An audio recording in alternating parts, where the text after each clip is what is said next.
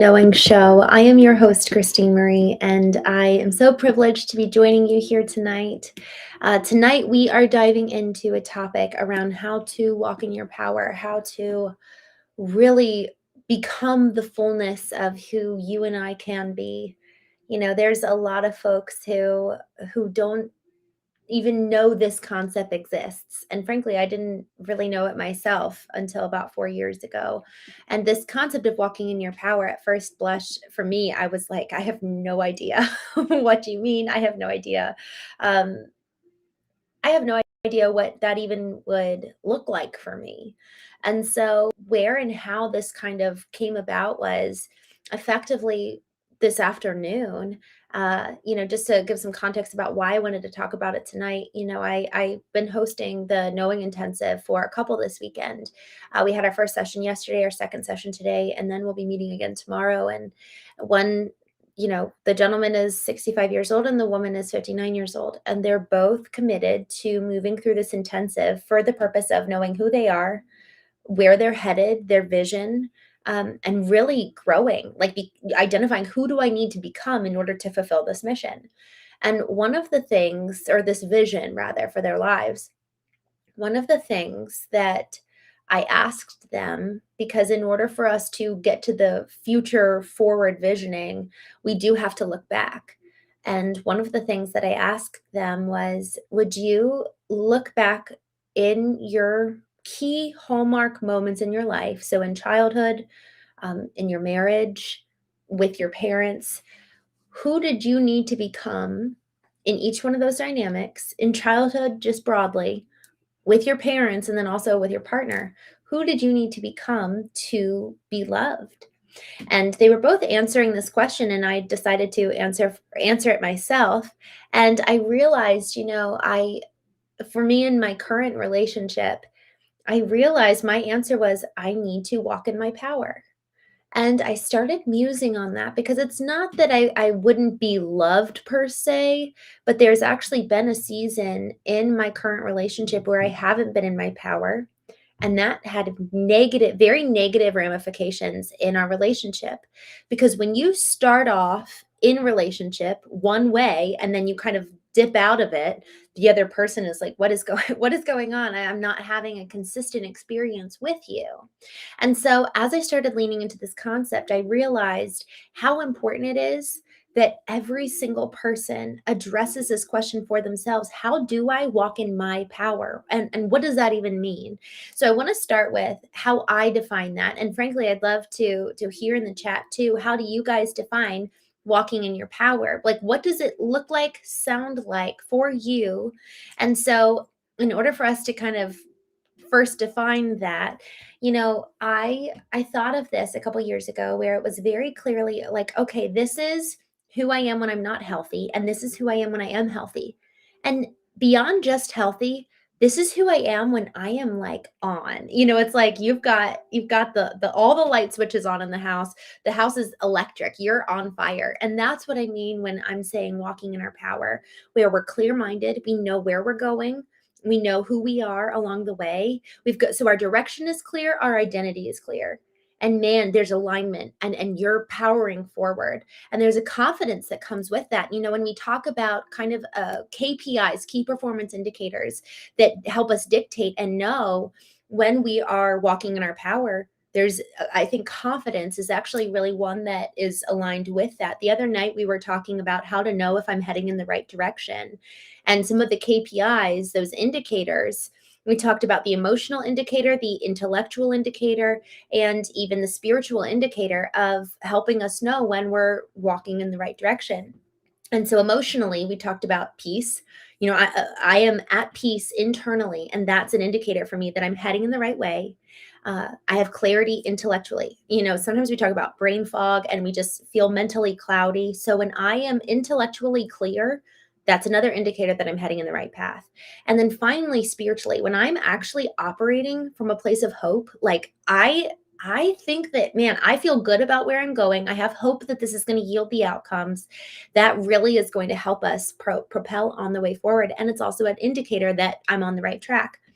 Confidence is another indicator when it comes to, am I walking in my power? Because there are times where I actually have been on the right track, but I'm not necessarily showing up as my best. And so this is the other half to the coin. Yes, we need to be heading in the right direction, but man, am I walking in who I know I can be along the journey? Am I actually activated in terms of like stepping into the greatest potential? Kind of sometimes I think of it as almost like these. This is a nerdy example, but I'm just going to give it. When you think of these like superheroes, like who is it? Put it in the chat, y'all. Help me out. What are they called? The Avengers. Yes, I was going to say aviators, not aviators. The Avengers. They have these superhero suits, and they are kind of ordinary people, and then they step into this suit, and then they step into this additional sense of power that they have to then be able to capitalize on what they need to do and who they can be. And so there's some, when I say it's walking in our power, that's what I mean. What are the nuances and what are the characteristics of when we're in our power, when we're kind of in that superpower mode? Again, it's kind of nerdy, but it's kind of a helpful picture. Like when I'm walking in my power, I have that on me. I have the confidence. I have kind of the marks of someone who knows, man, not just where I'm going, but how to get there, and what I have to offer along the journey. There's a real confidence in what I can bring and how I can give and how I can contribute and how I can bring life to everyone around us. Um, just want to quickly jump into the chat. Marjan, good to see you. Thank you for joining. David, Choix, VSR, Hans Peter, World, USA Life. Yeah, no politics here. Silva Fett, Desiree, Boxing Boy, Inex Red. Oh, I love this. Toik says, walking in my power means being authentic, speaking truthfully and honestly, and what I know to be true, not to please others, but all my truth to be spoken. Dude, what a word. I love that. Being authentic. Man, you nailed it. I'm so grateful you said authenticity, because that's another, when we think of kind of like the hallmarks of walking in our power, confidence, I think, is like a natural external manifestation. Y'all, that authentic piece, sure, maybe people really know us well who could tell, but that's on us. Like, we really are our own barometer of like, how much am I really being authentic right here in this moment? And man, when I'm powered by authenticity, man, there's a level of, it almost like breaks through, it permeates through conversations, it permeates through the noise, because there's so much noise. Especially, some of you were asking about, are you AI? There's a lot of AI noise right now. And so the more we are actually proceeding from an authentic place, and then the second thing of what you said, speaking what's true. Twix, you just like nailed it. That's huge. Am I actually brave enough to speak the truth? Truth, authenticity, confidence. Guys, what else? I love that you said this. I think this is so important. Howard, I actually really like that. Keep up all that energy and spirit in a positive manner. I think what you're saying here about energy and spirit, I think both of those fit in really, really well here in terms of the picture of like, what does it mean to walk in your power? So confidence, authenticity, truth. I like energy. Honestly, it's going to be hard to walk in our power if we're depleted. So that's where, on the Knowing Show, for those of you who are new, we talk about the cultivation of every single intelligence, every single part of us, our spiritual intelligence, our intellectual intelligence, emotional intelligence, and our physical intelligence. Our physical body, y'all, as we start getting older, I actually started experiencing it kind of young, because I got into a car accident 3 weeks before I ran my marathon when I was like 25. And I ran my marathon, and at mile 16, my hips locked, and I like shuffled my way to the finish line. I should have stopped, but I kind of permanently damaged my back. So now I have a very real reminder on a daily basis of, oh, I'm not being healthy, and oh, I am being healthy. And so that physical reminder, am I actually tending to my physical body to maintain the energy so that I can walk in my power? Y'all, depression has to do with our physical body. I've experienced this so keenly where if I, especially when I was in a season of like real grief over things happening in my personal life, if I drank a second mimosa, I got so depressed. So what we eat are stimulants and what we drink are stimulants, and so that impacts our moods. So our emotion and our physical body are very intertwined. The other day, I ate an omelet at a restaurant, and I knew it was covered in seed oils, and that's a whole other conversation. But seed oils are pretty toxic, and so I ate it, and immediately I just felt all the energy get out of me. So, Howard, I'm so glad you brought up energy because, y'all, there's no way that we can fulfill on us walking in our power if we're physically depleted and we just have nothing left. So, I'm so glad you said that. What else? Um, Girthquake says aviators far from the apartment. That's so funny. Sender V, I love that. Christine halftime show. That's so funny. Money burner, which home services do you sell? My family has a painting business. And then I have a digital marketing business for trade companies. Richie Rich, thank you. Likewise. Oh, Vale Quest, thank you. I'm so grateful you're here. Okay, I'm so grateful. AI could never replicate authenticity. I am so with you on that. Guys, this is really, really important. So when we're talking about how to walk in our power, first we have to kind of define what is that? What does that look like, sound like for me? And so the initial kind of hallmarks of walking in our power, confidence, uh, authenticity, being able to keep up our energy, speaking the truth. And frankly, I even think that there's an element of courage. There's something that really requires bravery for us to. I keep going back to Theodore Roosevelt's speech where he talks about the man in the arena. And it is so much easier to stand outside the arena and point at the person, sneering and being the critic of the person who's actually trying. It is way harder to get in the arena ourselves and really grapple with life. And here's the thing, walking in our power doesn't mean we'll do it perfectly. So we actually have to be willing to fail. Y'all, I'm curious to hear your thoughts on this. I think failing is actually a hallmark of walking in our power. Are we trying? Are we failing and getting back up? And a friend of mine said this, failing forward, where every single attempt is actually moving forward in our fight to become all that we can and complete all that we can in this lifetime. Brian, I'm so glad to see you. Explorer, hey there. Who will be your next guest? I actually have to check my calendar. I don't know. I think I have a guest tomorrow night though. So I have to check that, but I'll let you know in a few minutes. Y'all, this question. So the hallmark of really what does it mean to walk in my power? Each one of those, and the thing that's cool about each one of those hallmarks, it touches a different part of our intelligences. The energy piece really speaks to our physical intelligence.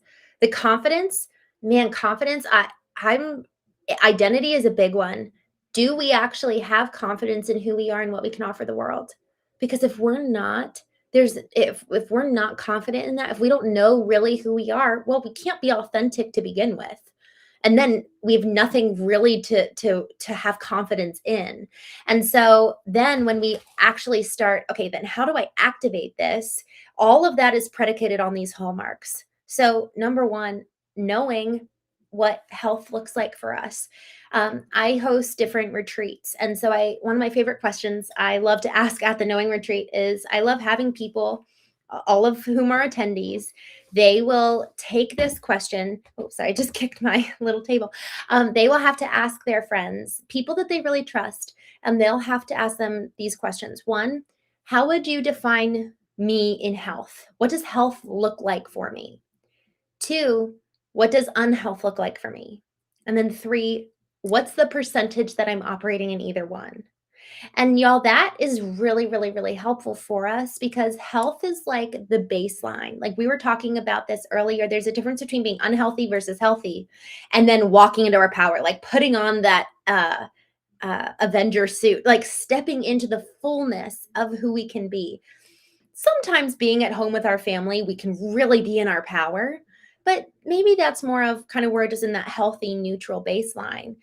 So, do we even know what healthy looks like as kind of that launching pad? It's kind of like the launching pad of the rocket. And and whenever we need to walk in our power in a really strong, robust way, we have the launching pad all set up, all ready to go. We've been tending to it. It's been cultivated, and now we're ready to launch that rocket whenever it's necessary and needed. So, what does health look like for you? And sometimes health looks different in different seasons, but I'd love to hear what that looks like for you guys. Like, what does health actually look like? For me, actually, I asked this question when I was at the retreat. I asked people myself, and my sister and my darling, both of them said this thing. They were like, when you're healthy, you're not as filtered. Like, your thoughts run more freely and you're not putting a filter over your words. And that was really, really helpful to have that reflected back to me. Like, I allow for creativity to flow and I'm not fearing judgment. Like, I'm coming from a place of curiosity. So for me, health looks like being curious instead of coming from a place of judgment. It looks like creativity versus perfection. And so being able to actually balance all of these different, okay, health, unhealth, health, unhealth. Y'all, that's a self audit. We actually need to get really, really clear on what both look like so that we can know, okay, I actually am coming from a really healthy place. Now I can step into my power. Because what can happen is that people can step into their power from an unhealthy place, and then, yes, they actually are wearing that Avenger suit, but they're kind of on the other side. They can cause way more damage in their wake when they're walking in their power coming from an unhealthy place. So each one of us has the ability to activate our power. It's just whether it's kind of being leveraged for good, whether it's being leveraged for love, or if it's rooted in fear. And so the foundation of our launch pad is either love or fear, health or unhealth. And so that's where it's really quite important for us to understand what is health and what does that look like for me. Um, if the ground is contaminated with particles, your fruit is contaminated. I love, honestly, that's just such a good analogy for this topic around the launch pad. It's like, what are the particles in the launch pad? What's the particles in the soil? It's like there's this verse that says, "You shall know a tree by its fruit." So, what's the fruit in your life? That's another good way of analyzing if you're healthy or not. Um, all right, just looking through the chat here. Um, Generation X, Ryan Davis, Bear Blasting. Thank you guys for joining. Uh, she speaks for the low self esteem. Josh, I'd love to hear what you think about that. Um, I'm not sure. I probably missed some of the earlier mentions um, or messages, but would love to hear your thoughts about kind of like what we're talking about. I honestly, y'all, this question around health and unhealth is really, really important. And then another way of how to really walk in our power. I was thinking about it earlier. We have to know where we're weak. I was actually on the phone with someone on my way here earlier before the show, and I was thinking about when we have one intelligence that's over cultivated and overemphasized, it can actually be very damaging because the other intelligences are not cultivated. So, for example, I was actually thinking about two different examples. One is the person who's very religious, very dogmatic. They're over cultivated and so sure of themselves in this one area, but then they haven't done the work to actually cultivate their intellect to counterbalance on the religious side. Well, that just is a big hammer rather than being spiritual and being curious and seeking the presence of God and wanting to know what's true while also cultivating their mind. God is spirit and truth. And so if we only ever just engage in the spirit or only ever just engage with the intellect, we're going to be missing half the piece, half the story.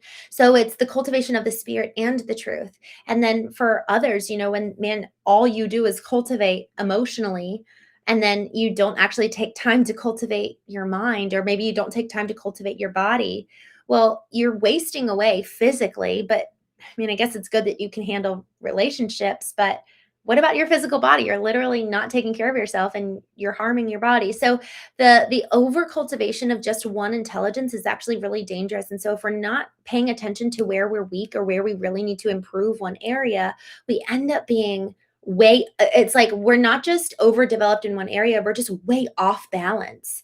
And then when people engage us, it's kind of abrasive and it's a little bit like, oh, I don't really know how to either it's abrasive and I don't really know how to engage with you, or it can be like walking on eggshells where they're kind of explosive because for the dogmatic person, man, it's a big, heavy hammer that they come in with whatever it is that they're dogmatic about, rather than again the pillars of health, which is being able to be curious instead of having the hammer of judgment.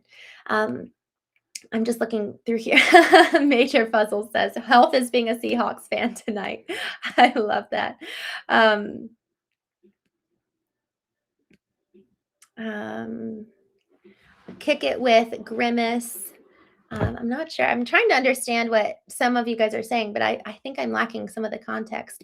Um, Josh Gee says men with low self-esteem put women on a pedestal and agree with anything they say. You know what, Josh? I think you're absolutely right, and I'll tell you, women do the same thing. I actually did that with my former husband.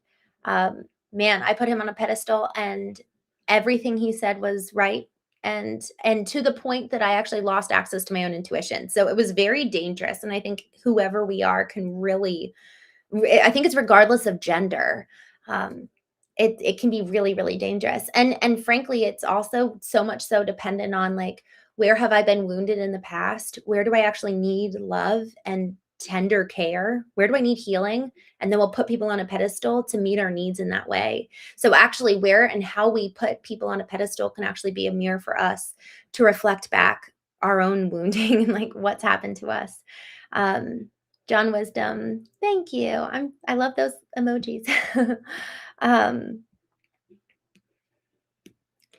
um, Kick it with Grimace.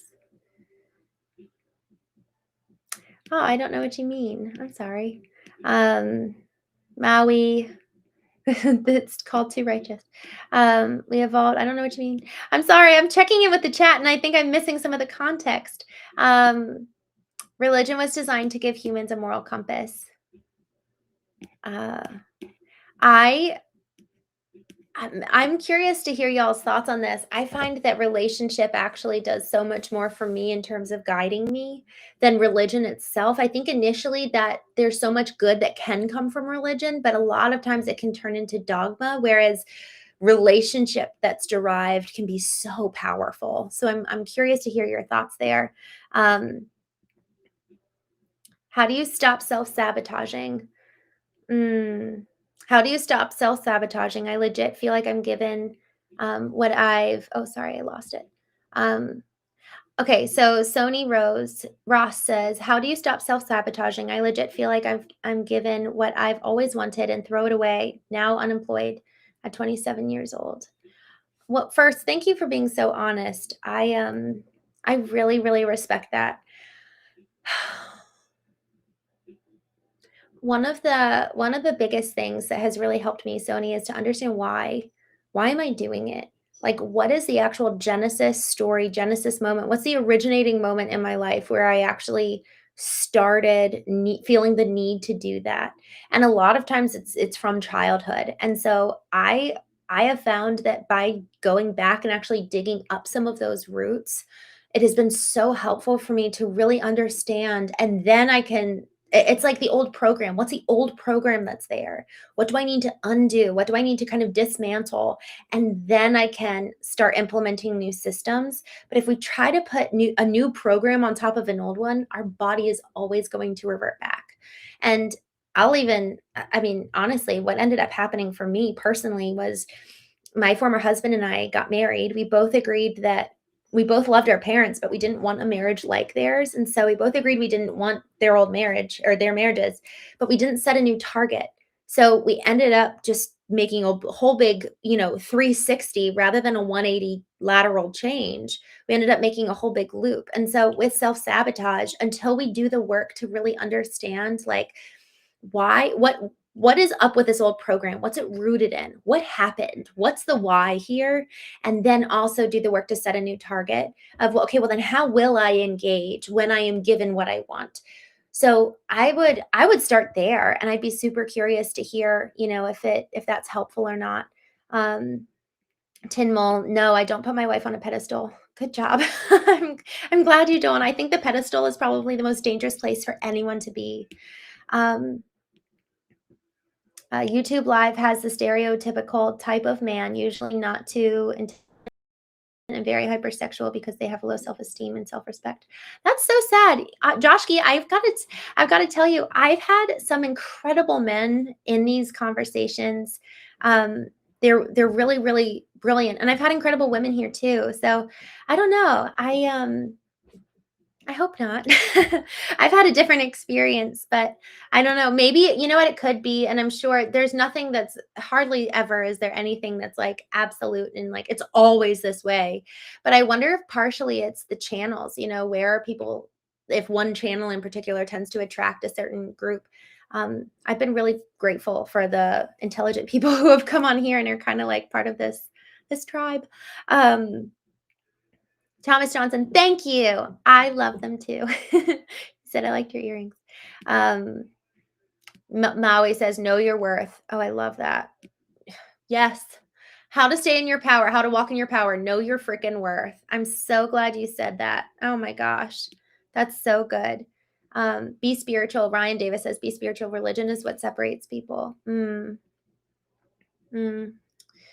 Would you rather be, Patrick says, would you rather be broke as a joke and in love, or rich, be beyond your wildest dreams and not in love? Oh, I think honestly, whether you're in love or just experiencing love, I think love is the most important thing. Frankly, I think in love is a dangerous pursuit. I think the goal is to love and have a heart and a heart, truly a heart posture of love. Um, Thomas Costello, chin up, Sunny. Yeah, I love that. Y'all, that's why we're here, right? We to be able to do this life together. My gosh, that's actually one of the things I wrote down for how to walk in our power community. Y'all, we need each other. Like, man, I'm hosting an in-person event next month, a knowing retreat, and even this week doing the knowing intensive. We need community. We need each other. We need to better understand why do we do the things we do? What are the things that hang us up, that get in the way, that trip us up? And then asking for help and getting accountability so that we can truly come alongside each other and love well. I'm just going back to the chat. Cody, we're dumber than we think. You know what? I wonder if I like thinking of it, oh, there's so much I don't know, rather than we're dumber than we think. But I hear what you're saying. I love thinking, oh, I wonder what I'll learn today in that way. Um, just looking down. Will Castro, hello. Oh, I love this. Nika Adrian, Sunny, you never know what the next moment has for you. Just let go of what was and be present in your life. You are not lost. You are getting a reset. I love that. I'm so glad you said letting go. The book I'm reading right now that I've been reading for a very long time is called Letting Go by David Hawkins. Y'all, I feel so strongly that if all of us read this book, we would live in such a different world. Really, truly learning how to let go of what we carry from and for and towards each other, but then also even towards outcomes, to allow for us to be surprised and experience life for what it can be, rather than just what we're projecting on it, whether it's rooted in fear and we're projecting fear onto the future, or even if it's something good that we're striving or hoping for. The more we live life with our hands clenched and it's closed, it's going to be really hard to receive something perhaps even better than what we thought. I love that. I'm just looking through the chat.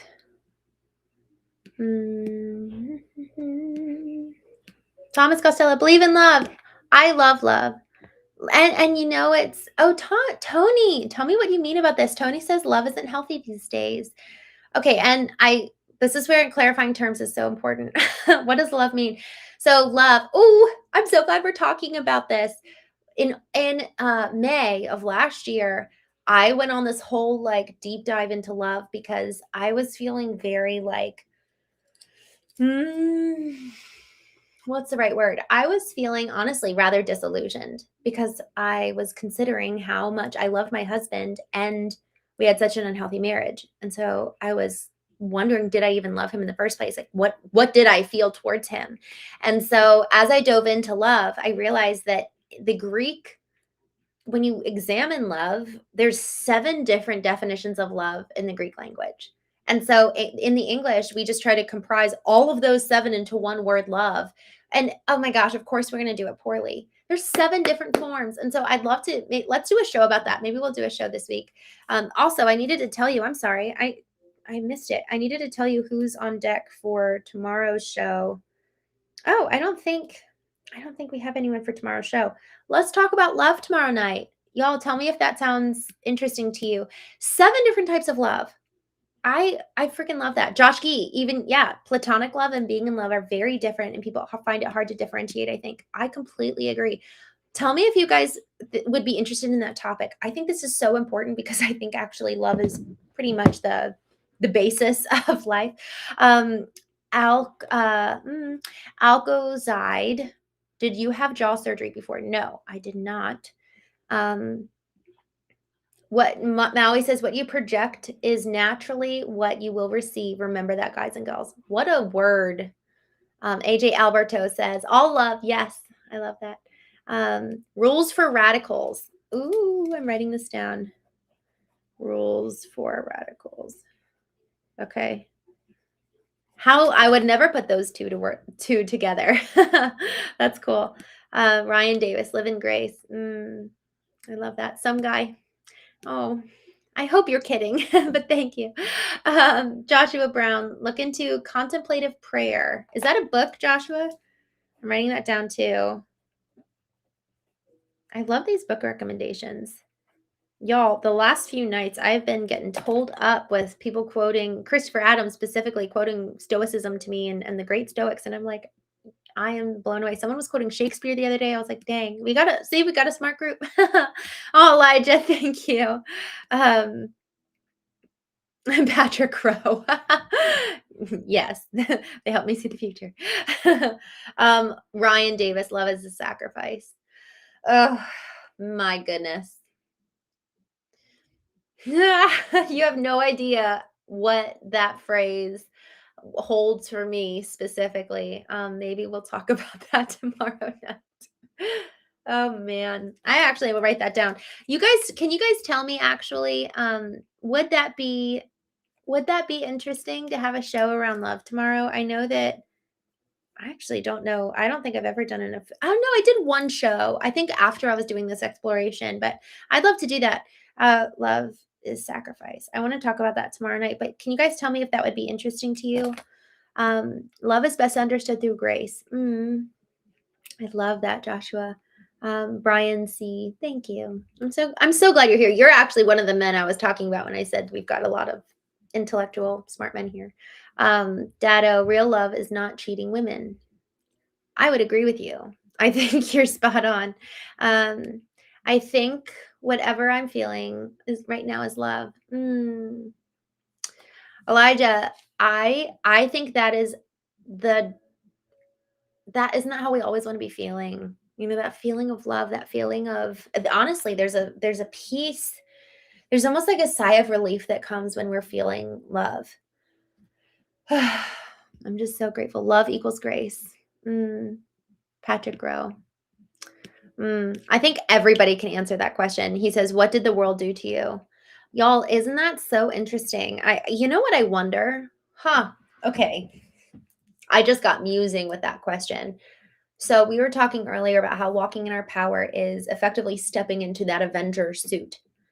I wonder how much we go through life never really even knowing what we're capable of unless we get knocked down to then have to figure it out. You know, if there's nothing, it's kind of like the juxtaposing darkness for light and the juxtaposing villain to the hero. Like you never actually get to see what you're really capable of in that state of your power in terms of the hero until there's something to battle. And actually, oh, this is such a good book too. somebody didn't like it that I really respect, but I really liked it. Choose Your Enemies Wisely by Patrick Bet-David. I loved this because effectively, whether, so here's the thing, either life comes in and beats us up, or we actually self-induce the arena. We intentionally go into the arena on a daily basis. We've chosen our enemies. We've picked them with great intention, and then we also have identified this is how I need to grow. And then we go into the arena and man, do we go after growth? Man, do we go after this is who I need to be and this is how I need to change. Um, mhm. Elijah, trivia is going to be Wednesday. Y'all, we're going to do trivia on Wednesday. So make sure you come to that. I have a networking event Wednesday, but I'm planning to go live with y'all at 11. No, I'm sorry, 9 p.m. Eastern on the 11th. Okay, so I've got the Knowing show in the afternoon. So I'll actually be going live 3 times that day on Wednesday, but we'll do it. We'll nail it. So yeah, we're gonna do trivia on Wednesday night. Ryan Davis says, "Love is life." Can you love someone you've never met? Oh man, yeah, I think so. Well, and it depends on what that love is, right? I think it depends on what's that. So with the 7 definitions of love, what's the one you're looking at? Y'all, I have to I'm so bummed. I have to jump off because I have to go do another show. I have another show where I talk all things branding and marketing for home service businesses. So if you guys want to come join me there, I will drop the link here, but let me see if I can actually save some of these chats first before I do that, because I like to come back and kind of read what y'all have been saying. I'm having a hard time saving them. Oh, well, maybe I'm not supposed to save them tonight. All right, well, I can't save them. But if you guys want to hop over with me, Foundation First Marketing, would love to have you. And we're just going to talk about all things marketing. I kind of nerd out on branding and marketing and business strategy. So if you guys want to come hang out, that's where I'll be. I'm going to go over there in just a minute. But yeah, guys, thank you for joining me tonight. We'll talk love tomorrow night. Let me go down to the end of the chat and see kind of what's happening. I will join your live tomorrow. I am early, waiting for your new guest. I have set some questions that I will ask your guest. Good. Okay, Explore. I don't think I have a guest tomorrow, but I do have a guest. All right, let me confirm. I'm sorry I don't. Uh-oh. Am I flying? I'm flying Tuesday night for my evening show. Oh no. This is the first time I'm gonna have to miss an evening show in so long. All right, so I'll figure it out. I'll probably go live tomorrow or Tuesday morning. Okay, so the first time I have a guest explorer is Wednesday at 2:30 p.m. Eastern. Actually, this is a relationship coach. I'm actually really excited to have him. So you'll probably really like that one if you're interested in those kind of conversations. All right, y'all. I will be over at I'll be over at Foundation First Marketing. Come chat with me. All right, y'all, have a wonderful evening. Thank you so much for joining me tonight. I'll be on again tomorrow night at 8:30 p.m. Eastern. I will be on tomorrow morning at 9 a.m. Eastern for going through A Course in Miracles. And in the